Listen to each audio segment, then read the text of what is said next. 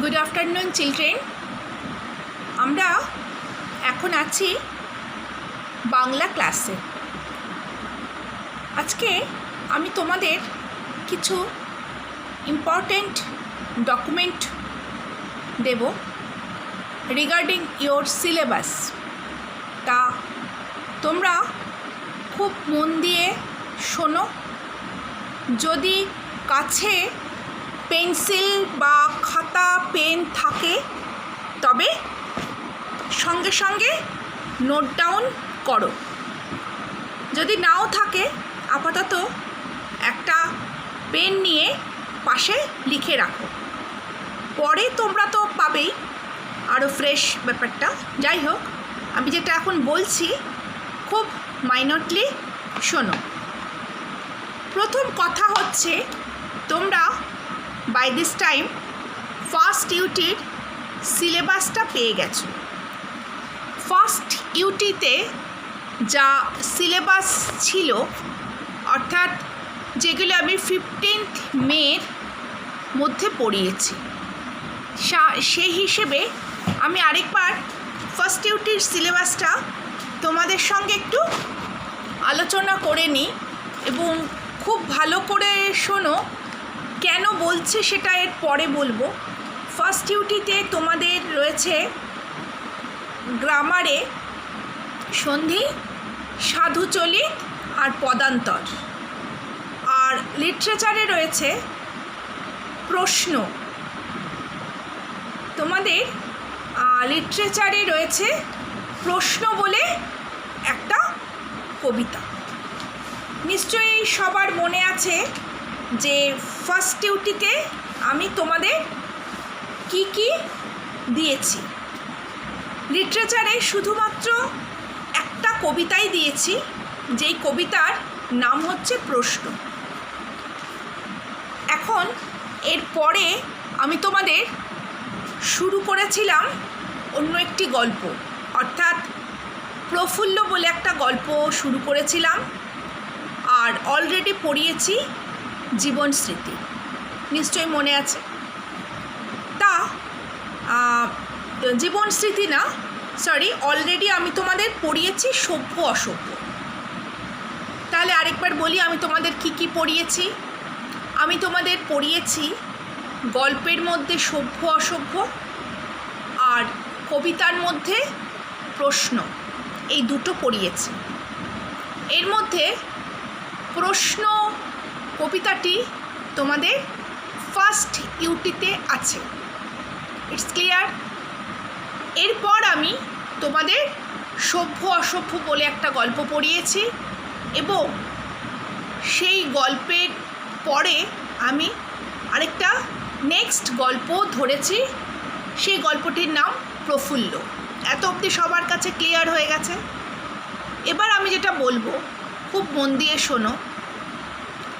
First ইউটিতে তোমাদের প্রশ্ন কবিতাটা যেমন আছে সেরকম থাকবে, বাট এই প্রশ্ন কবিতা এবং সভ্য অসভ্য গল্প, এই দুটোর কোনোটি কিন্তু হাফ ইয়ারলিতে থাকবে না।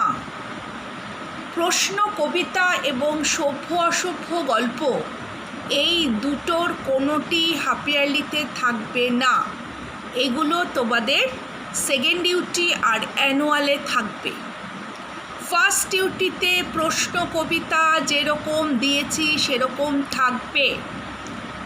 যেহেতু আমি এখন হাফ ইয়ারলি সিলেবাস শুরু করছি, সুতরাং সভ্য অসভ্য গল্প যেটা আমি হাফ ইয়ারলি হিসেবে করিয়েছিলাম, সেই কবিতার গল্পটা হাফ ইয়ারলিতে থাকবে না, এটা তোমাদের অ্যানুয়ালে থাকবে।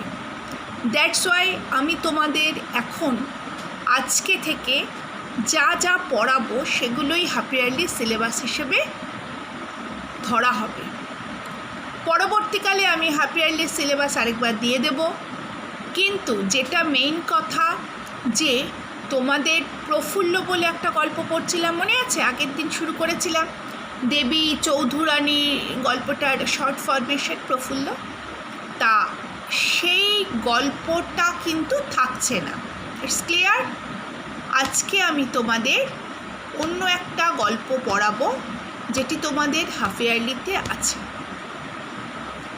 আর একবার যতটুকু যা বললাম ভালো করে বলে দিই। আমি তোমাদের প্রশ্ন কবিতা এবং সভ্য অসভ্য গল্প দুটো পড়িয়েছি। এছাড়াও প্রফুল্ল বললে একটি গল্প শুরু করেছি। এই প্রফুল্ল গল্পটি তোমাদের পড়ার দরকার নেই, বিকজ এই প্রফুল্ল গল্পটি তোমাদের কিন্তু হাফ ইয়ারলি অ্যানুয়ালি কোনো কিছুতেই থাকছে না, এটা আউট অফ সিলেবাস। সো এটা সম্পর্কে ভুলে যাও। নেক্সট যেটা সভ্য অসভ্য এবং প্রশ্ন, এই দুটোই কিন্তু তোমাদের হাফ ইয়ারলিতে থাকবে না, অ্যানুয়ালে সেকেন্ড ডিউটিতে থাকবে। বাট যেহেতু আমি প্রশ্ন কবিতাটা পড়িয়ে তোমাদের সিলেবাস দিয়ে দিয়েছি, দ্যাটস ওয়াই ফার্স্ট ডিউটিতে কিন্তু প্রশ্ন কবিতাটা থাকবে। সুতরাং ফার্স্ট ডিউটির সিলেবাস আমি যেরকম দিয়েছি অ্যাজ ইউজুয়াল সেই রকম তোমরা পড়বে। আমি এখন সেকেন্ড ডিউটির সিলেবাস হাফ ইয়ারলির সিলেবাস শুরু করছি। তাহলে আমরা আজকে হাফ ইয়ারলি সিলেবাস যে শুরু করব, তাতে করে প্রথমে আমরা একটা গল্প পড়ব। এই গল্পটার নাম হচ্ছে শকুন্তলা। তোমরা তোমাদের বইতে এই গল্পটা পাবে। এই শকুন্তলা গল্পটা অনেক দিন আগেকার, অর্থাৎ আমাদের দেশের যে পুরাণ আছে, মানে রামায়ণ মহাভারত, এই গল্পটা মেইনলি মহাভারতের যুগের গল্প এবং মহাভারতের যারা কুশীলব, অর্থাৎ মহাভারত যাদেরকে নিয়ে গল্প, তাদেরও পূর্বপুরুষদের গল্প। এই শকুন্তলা এটি একটি বিখ্যাত নাটক।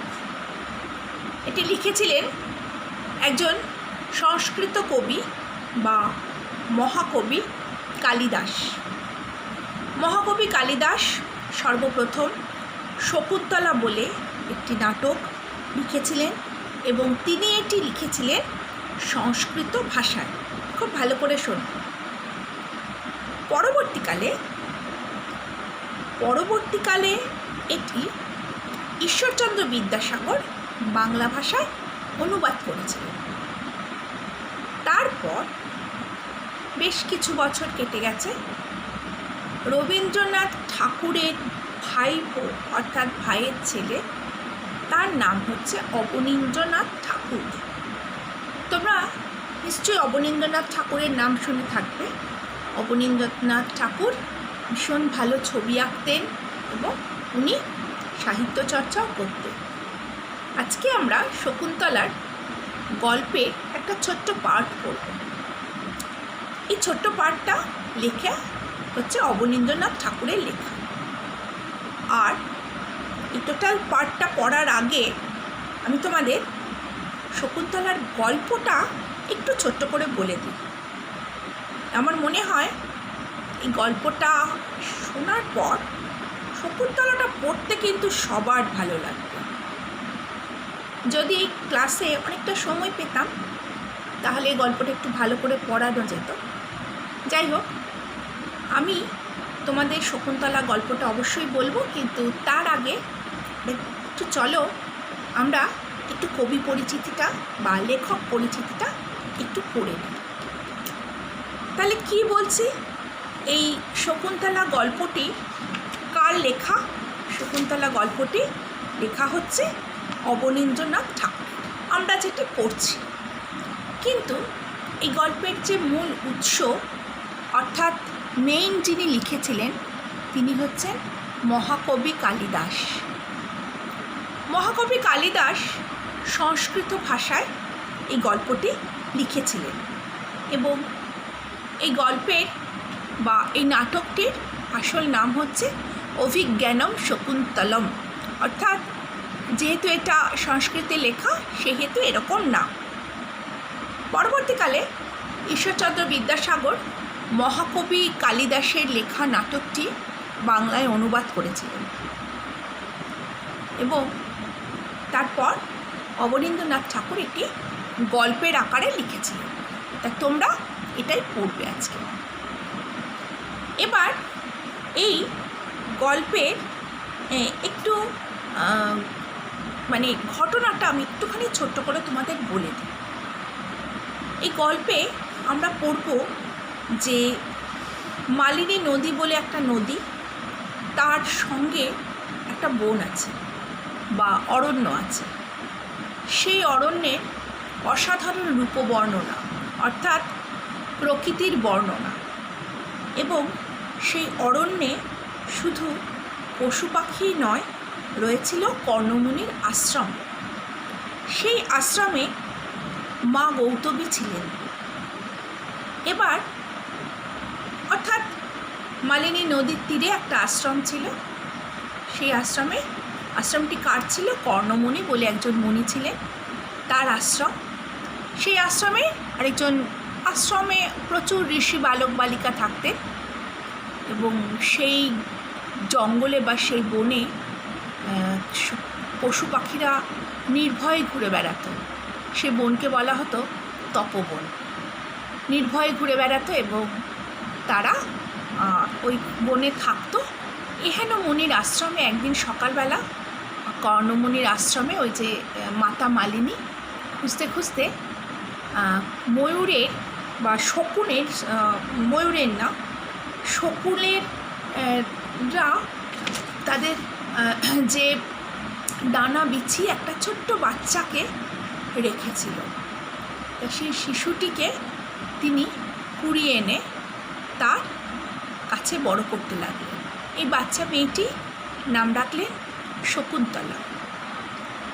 এবার প্রশ্ন হচ্ছে, ওই বাচ্চা মেয়েটি ওখানে গেল কি করে? একটা শিশুকে শকুনরাই বা কেন রাখলো? ইত্যাদি ইত্যাদি অনেক প্রশ্ন। তাহলে কিন্তু আমাদের মূল গল্পটায় চলে যেতে হয়। মূল গল্পটা আমি অবশ্যই বলবো, কিন্তু তার আগে আরেকটু ছোট্ট করে বলে নিই।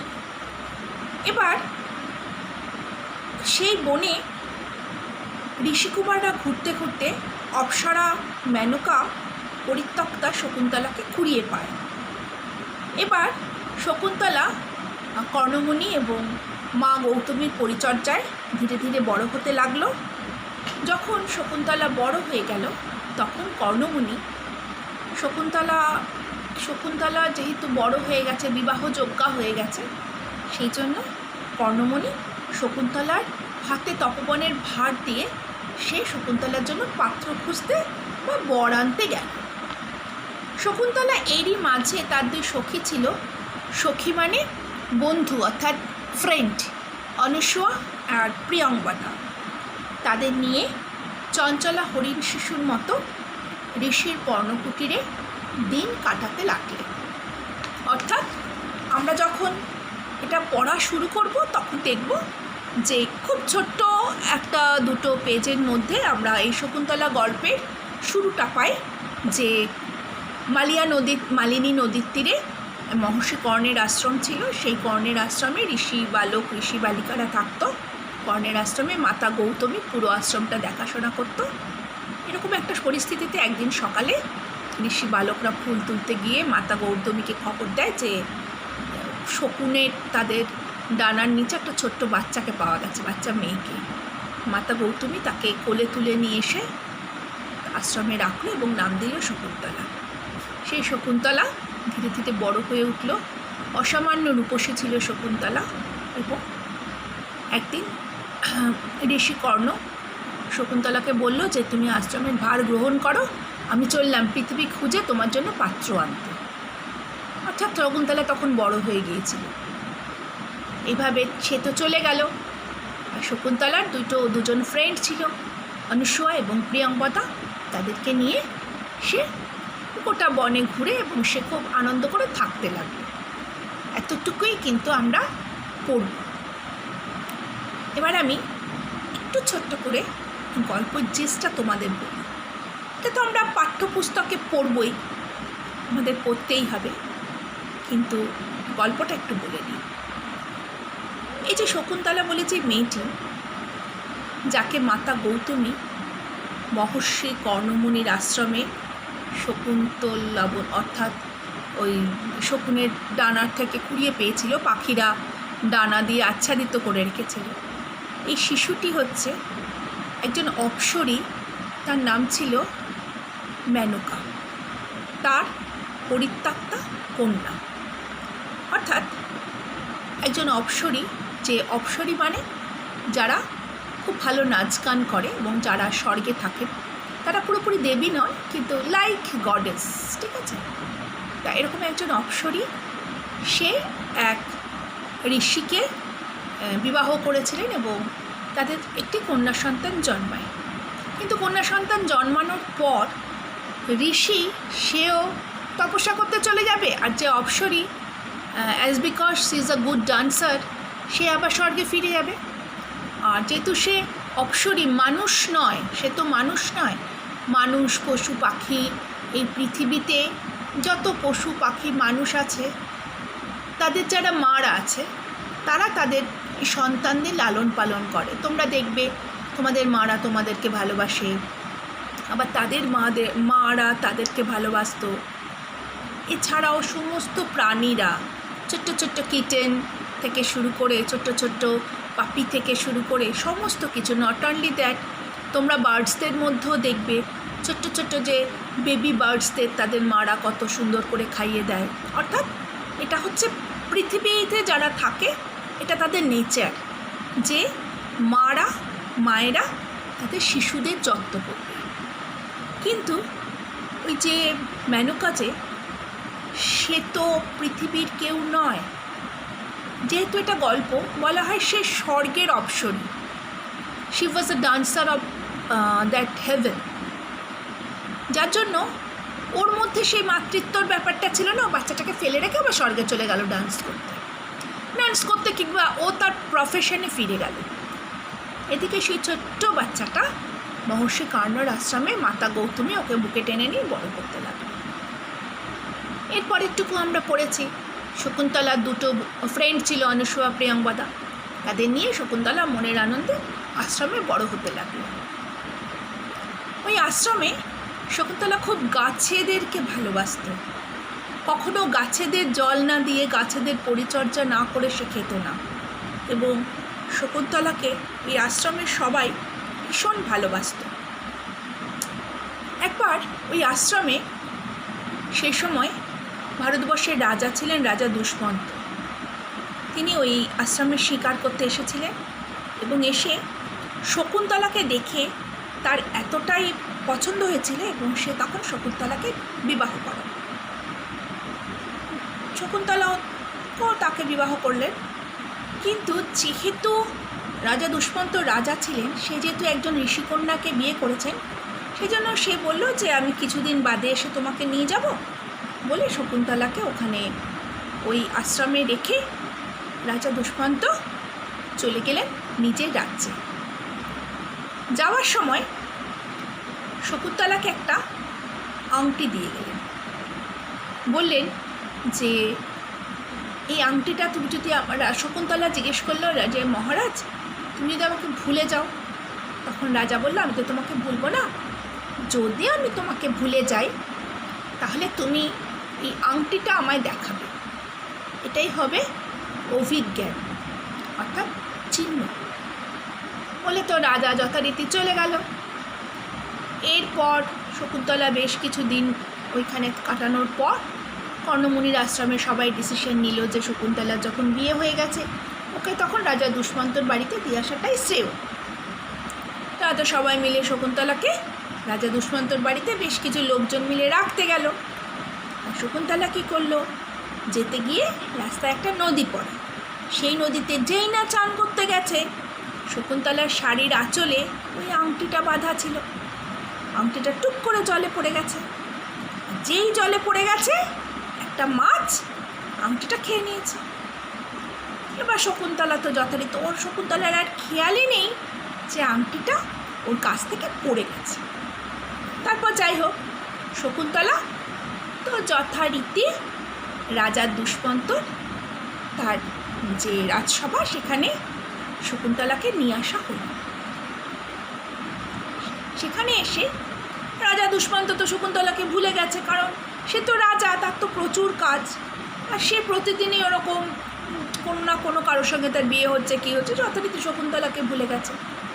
এবার ভুলে রাজা দুষ্মন্ত বলছে যে তুমি কি আমাকে কোনো রকম কিছু দেখাতে পারো সংকেত, যার ফলে আমি তোমাকে চিনতে পারবো? তখন শকুন্তলা বলছে, হ্যাঁ রাজামশাই, তুমি আমাকে একটা আংটি দিয়েছিলে। বলছে, কোথায়, দেখাও সেই আংটিটা। উমা, আংটিটা দেখাতে গিয়ে দেখে আংটি নেই। তখন তো শকুন্তলা ভাবছে, হায় ভগবান, আংটিটা কোথায় গেল?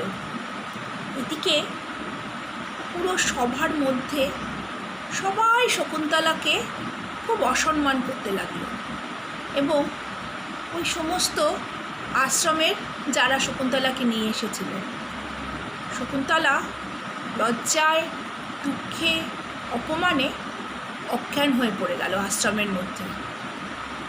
শকুন্তলা যখন আশ্রমে অজ্ঞান হয়ে পড়ে গেল, সেই যে শকুন্তলার মা ছিল স্বর্গের ডান্সার মেনকা, সে তখন স্বর্গের ডান্স দেখাচ্ছিল। এবার সে শকুন্তলাকে হয়তো বড় করেনি, বাট সে কিন্তু শকুন্তলার সব খবরই রাখতো।